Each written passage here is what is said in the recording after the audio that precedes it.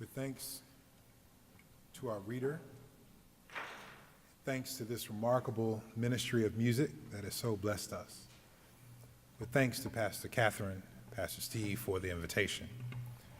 It is good for us to be here, amen? I'd like to reflect for a few moments on the topic unfinished business. And just for the record, the 8:45 service told me that you all were the loud, lively service. So whenever you want to jump in here. Among his effects on the day, April 4th, 1968, when he met his demise, Martin King had a few things that he always had. Good Baptist preacher that he was, of course he had a Bible. Student of Christian mystic theologian Howard Thurman, he kept with him a copy of Thurman's text entitled Jesus and the Disinherited, whereby he comes to understand what the gospel means for those who live with their backs against the wall.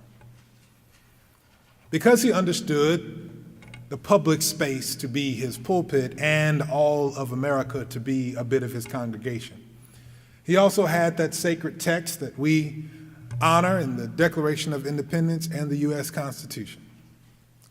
There he also had an unfinished manuscript for a sermon entitled Why America May Go to Hell. I wonder what would have happened if he ever preached that. How long does it take to get a holiday in America if you preach that? This is a particularly poignant question when we note that he died exactly 1 year to the day after his famous A Time to Break Silence or Beyond Vietnam speech from the pulpit of the Riverside Church in New York, where he challenged his former allies in the Johnson administration for what he called their failed war, advancing only the interest of what he called three hounds of hell: racism, extreme materialism, and militarism. For this, he was vilified by black and white people alike. Many say this was the moment that placed the final target on his back. What would have happened if he preached that unfinished manuscript? Interesting question when we consider that the last Sabbath that he would see the sanctuary of our Lord, he called folk in the movement language of the day to #stay woke. He preached a message entitled Remaining Awake Through a Great Revolution. In that sermon preached at the National Cathedral in Washington, D.C., he critiqued the federal government for not advancing the critical recommendations of the Conference on Civil Rights and questioned its fidelity to the assessment of the then recently released Kerner Commission report. Would the nation have heard this blistering critique? Would it have already repented from what some call its original sin of racism? What if he finished that unfinished business? To be clear, Martin left more than an unfinished sermon. He also left a campaign unfinished. The Southern Christian Leadership Conference was in the midst of a major mobilization to bring thousands of poor people from across the nation to Washington, D.C. The leaders of this faith-rooted ministry, whose stated mission was, quote, to redeem the soul of America, understood themselves to be, as the Reverend Joseph Lowery once called them, chaplains of the common good. In that final Sunday sermon, Dr. King talked about the experiences of his learning journey in Newark and Harlem earlier that week to build support for the Poor People's Campaign. He said, and I quote, "I walked into the homes of welfare mothers, saw them in conditions, no, not with wall-to-wall carpeting, but wall-to-wall rats and roaches. One mother pointed to the walls with the ceiling falling through. She showed me the places where the holes where the rats came in. She said, night after night, we have to stay awake to keep the rats and roaches from getting to the children. And the tragedy is," he said, "so often poor Americans are invisible because America is so affluent, so rich." With these images of their own experiences in mind, SCLC leaders wanted to bring the plight of the poor to the nation's capital with an encampment and occupation at the National Mall in the District of Columbia. Unfortunately, After King's tragic death and assassination, the effort lost steam while the Reverend Ralph Abernathy led the campaign and the Reverend Jesse Jackson took up the banner as the elected mayor of Resurrection City and moved forward with the mass mobilization. Turnout was hurt. What seemed to have been a perfect storm, pouring rain, led to flooding waters in the encampment. So the most enduring images of the initiative are those of a dejected Jackson among leaky tents with the iconography of our nation's most memorable national monuments in the background. After this, whatever energy was left from the campaign was deflated and the work was left unfinished. Unfinished sermons by American prophets and unfinished campaigns by faith-rooted ministries leave unfinished movements on the social landscape. Perhaps the most popular legacy of Dr. King would be different if the Poor People's Campaign was actually finished. In it, he was making the rhetorical and strategic shift from the civil rights movement to economic justice and human rights. In this move from a national issue of integration to international examination of human rights, he spoke specifically of the impact of the war in Vietnam's robbing resources from the war on poverty and specifically of the hunger of children in India and Africa and Asia. He connected the dots of racial segregation in the U.S. to global issues of the oppression of poor and dark people and their rights all over the world. But he was also clear that the Poor People's Campaign was intended to mark a shift to the articulation of a new vision for the American economic infrastructure. He pushed much further than today's conversation about a $15 minimum wage or even a living wage. He argued at one point for a guaranteed annual income for all Americans, and raised questions as to whether people should own property. Dr. Carrie Day, in her book, Unfinished Business, Black Women, the Black Church, and the Struggle to Thrive in America, speaks to the unfinished work of the civil rights movement as the economic freedom of Black people, with a specific eye toward the plight of Black women in this country. She researched the ways in which the fictitious political images of Black welfare queens mask the daily realities of the same Black women who hold up much of the Black community, surely its church, and quite frankly, save us every recent election.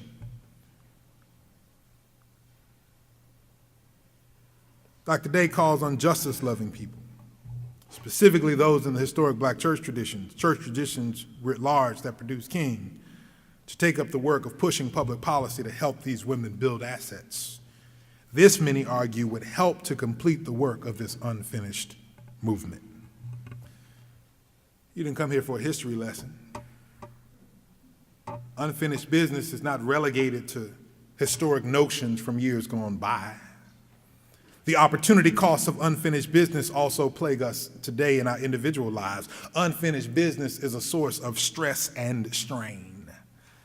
I hate to even think of all the open screens on my laptop representing things that I know I need to do, haven't gotten done, open emails, incomplete to-do lists, undone chores. Am I the only one? Researchers at King College in London note that these symptoms significantly associate with stress-related medical conditions: migraines, hypertension, coronary heart disease.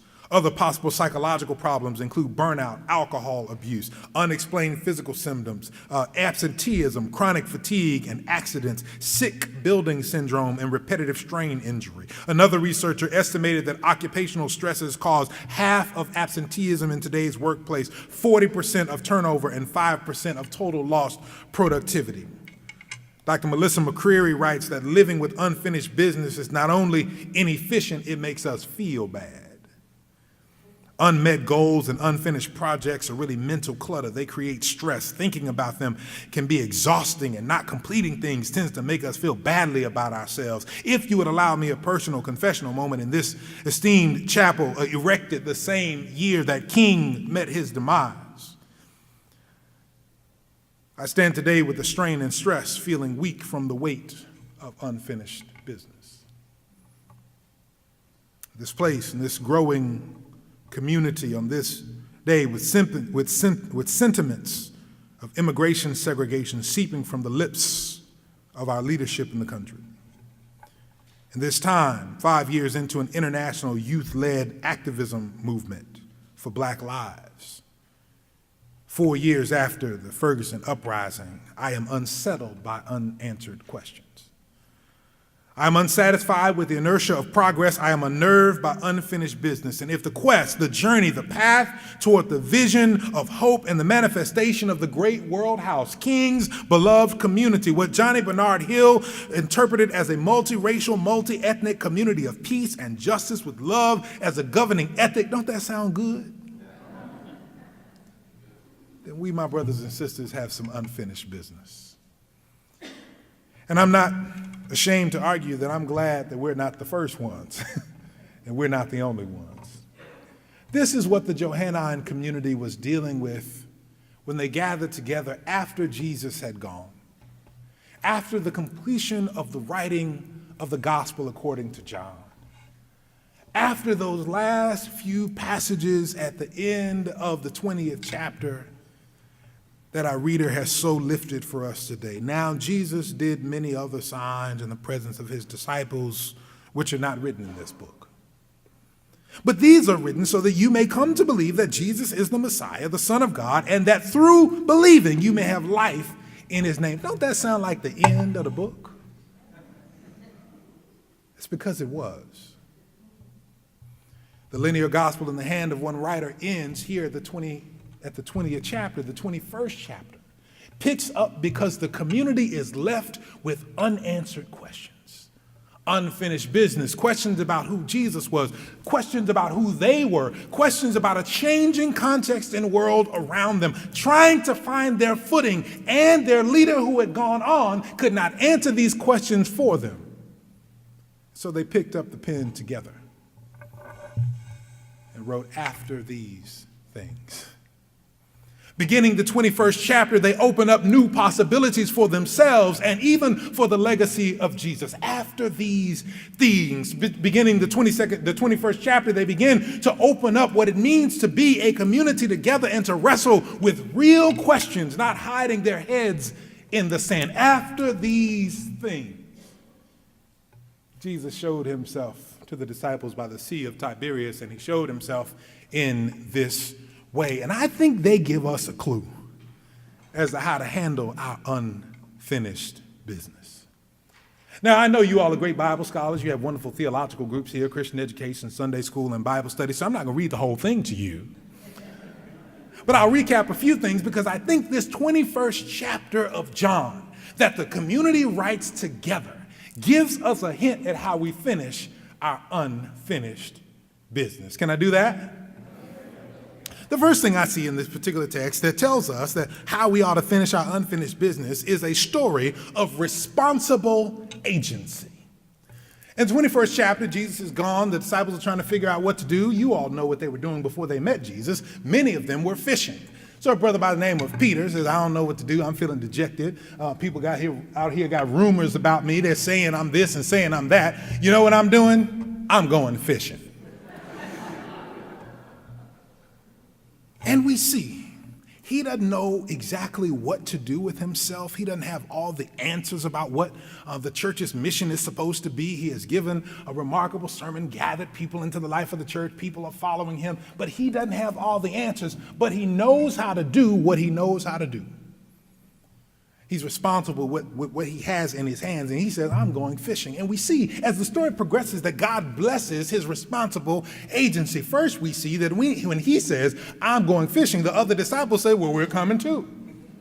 When we act in responsible agency, others tend to follow our lead. But it wasn't just that. They acted in responsible agency. They were met with some challenge, of course. They go out. You all know this story, good Bible scholars that you are. They go out, they start fishing. They all go together, but they don't catch anything.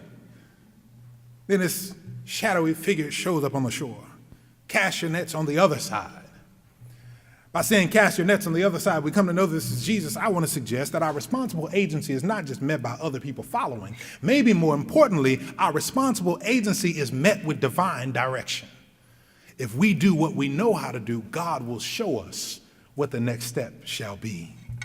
We may not know what's going on in our community. We may not understand all the cultural nuances. The world is flat. We don't understand how to work these iPhones as well as our children do.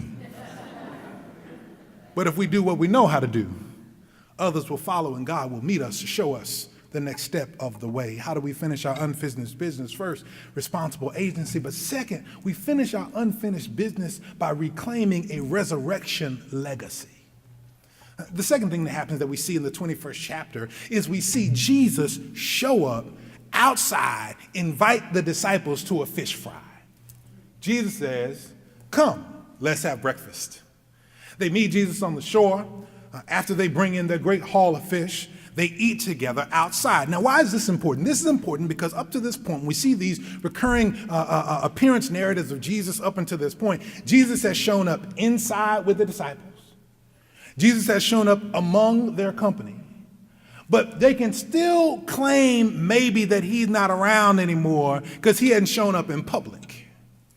Now, there's something else that happens here. Jesus shows up hungry. Jesus shows up with physical need as a real manifestation of a real person. And this is because one of the questions they're wrestling with at the time is something called Docetism. People who are challenging that he never was really a physical body. He was only a spirit. And if you're only a spirit, you can't be resurrected. So this question of whether Jesus was actually resurrected comes up. And you all already know the answer to the question. How do I know you know? Because you sang the fourth stanza of that hymn this morning, "Give Me Jesus." In the morning when I rise. In the first, I'm sorry, I'm a little bit of a church nerd. I like the footnotes. In the first stanza of the song, when you say "in the morning when I rise," it's like in the morning when you rise. When you say it again in the fourth stanza, if you read the footnote, it's actually a reference to resurrection. It's after you have already sung "When I Come to Die." And so you're thinking about resurrection. It is a reclamation of resurrection identity. The church is not declined. It is not dead. It is yet resurrected. And this is how we do it. We do it the same way they did it in this particular chapter. For all of those who are saying that the church is dead or that the church was always a shadowy figure, it never really had a life. First, we've got to show up outside like Jesus. We got to show up outside of our enclosed spaces, outside of the places where we can enter bidding one another peace. We've got to show up outside and meet physical needs. Invite people, come, let's have breakfast. If people are wondering whether the church is alive today, they know the church is alive by them meeting their physical needs. And even the church that doesn't know how to deal with cultural circumstances and cultural changes does know how to meet people's needs by showing people love. How do we finish our unfinished business? First, we engage in responsible agency. Do what we know how to do. How do we finish our unfinished business? Second, we reclaim our resurrection legacy. Show up in public with a witness for God and meets people's physical needs. But the last thing, how might we finish our unfinished business? I want to argue that we also need a reconciled community. One of the reasons I like this 21st chapter that the community writes about together is because they refuse to leave anybody out. This rash brother by the name of Peter, who's a thug. Yeah, I said a thug. There's a story about Peter getting a little bit too excited with a knife. Peter, who doesn't think things through. I see Jesus, I just jump out on the water. Peter, who denies Jesus to save his own skin. The community refuses to leave him out. And so because there's already a written narrative where he denies Jesus 3 times, here when they write this final chapter, they have him affirm his love for Christ 3 times, thus bringing him back into full standing in the community. They engage in a work of restorative justice. If we will complete our unfinished business, we can't leave anybody behind bars. We can't leave anybody behind, caught up and incarcerated in the areas of food insecurity. We can't leave anybody behind because they can't make it to our educational level of attainment. We can't leave anybody behind if we're going to finish our unfinished business. King died more than 50 years ago. Last fall, I heard y'all had a party. A gala affair, someone said, to honor the erection of a space and place in God's name. 50 years. That's something to honor. That is something to mark. That is something significant. That is something to celebrate. 50 years of a space and a place to cultivate and to curate God's mission in the world. 50 years. It's only half the time that troop number 8 have been producing Eagle Scouts at a rate of more than one per year. 50 years is also a long time. It's also a lot of mental clutter. It's also a long, unfinished to-do list if we've still got this unfinished business of equity and justice. It's a long time to wait for justice to roll down like waters and righteousness like a mighty stream. It's a long time to journey toward being a more perfect union. It's a long time to hold out the hope of beloved community. So perhaps after 50 years, it's time for the church to write another chapter. It's time for us to pick up the pen of our future life together. It's time for us to pull together our eschatological hopes. It's time for us to pick up where the prophets have left off. It's time for the community to write another chapter. Write a chapter of justice, peace, and love. Write a chapter of equity, justice, and inclusion. Write a chapter of prosperity and abundance for all. Write a chapter of inclusion with all people gathered in the context of the sanctuary. Write a chapter where every child knows that they are loved because every adult is rushing to give them a hug. Write a chapter where God may be pleased, our God may smile, and King may believe that his work is yet done. It's time for the church to write another chapter. I invite you, my brothers and sisters,